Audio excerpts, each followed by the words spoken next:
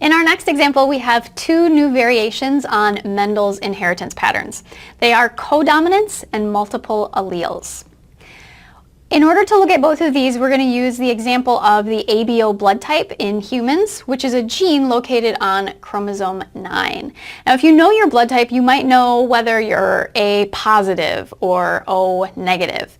The positive and negative is a separate gene, and there are actually dozens of genes that code for different sorts of blood types. We're just looking at one. And this one gene has 3 different alleles instead of the 2 that we're used to working with. We have 2 dominant alleles and a recessive allele. And by convention, our dominant alleles are usually notated with capital letters. So we'll do the same here. But since we have 2 of them, we need a way to differentiate. And to do that, we're going to use superscripts. So our first big I is going to get a superscript A. Our second one is going to get a superscript B. And our third allele is the recessive allele, so that one will get a little letter, a little I. Now, what these alleles actually code for, if this is a red blood cell, recall that there are little carbohydrate identifier tags on the outside of your cells, and red blood cells are no different. If a person has an allele for A, that means that they produce an enzyme that slightly modifies these carbohydrate tags. So we'll say these have the A modification.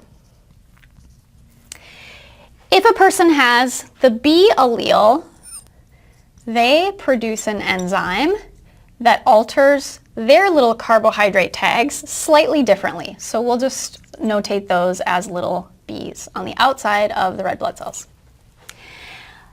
The I allele has a mutation, and that mutation is a deletion, which caused a frame shift, which means that the protein, the enzyme, doesn't fold properly, and it has no enzymatic activity. So these red blood cells will still have the carbohydrate tags on them, but there's no enzyme to modify them, so we're going to leave those blank. So we have 3 alleles instead of just 2. That's what multiple allelism means. The codominance refers to the fact that neither the A nor the B allele can mask the other dominant allele. So if an individual has 2 dominant alleles, they're going to express both equally. Okay, so let's look at the 4 possible phenotypes and their associated genotypes. A person could be type A, type B, type AB, or type O. And if a person has type AB blood, there are 2 possible genotypes. They might be homozygous, in which case they would have big IA, or they could be heterozygous, big IA with a little I. Similarly, a person with the type B phenotype can be homozygous or heterozygous.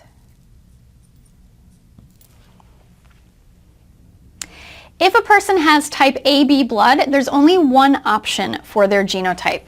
They have an IA and an IB. So their red blood cells are not going to look like any of these. What they will have is a combination of A's and B's. And then our last possibility, a person with type O blood has 2 recessive alleles. Before we move on, think about this. Is it possible for a person with type AB blood to have IA, IB with a little I? And the answer is no, it's not. Because even though there are 3 alleles in the gene pool, each person can only have 2 at a time. They got one from their mom and one from their dad.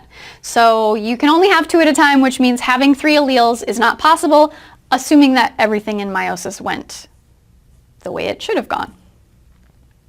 Okay, now that we have our phenotypes and genotypes, let's try a practice problem. If a woman with type O blood has a child with a type AB male, what are the chances that the child would inherit his or her mother's blood type? And then what are the chances that the child would inherit its father's blood type? So let's figure out the genotypes of our parents. We have a woman with type O blood, and for type O blood, there's only one possible genotype, so we know that she must be little I. She is going to have a child with a type AB male, and for type AB, there's also only one possibility, so we're going to cross her with a male that is IA, IB.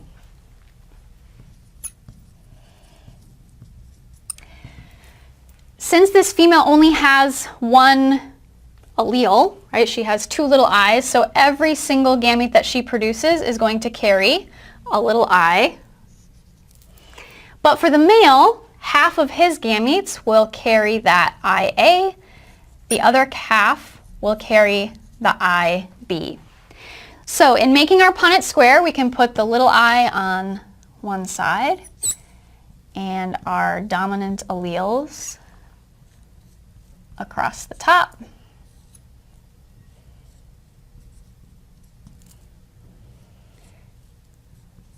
Fill in our squares and then answer the question.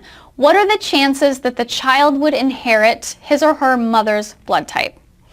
So in this first square we have a child that is IA with a little I, so that would be a type A child.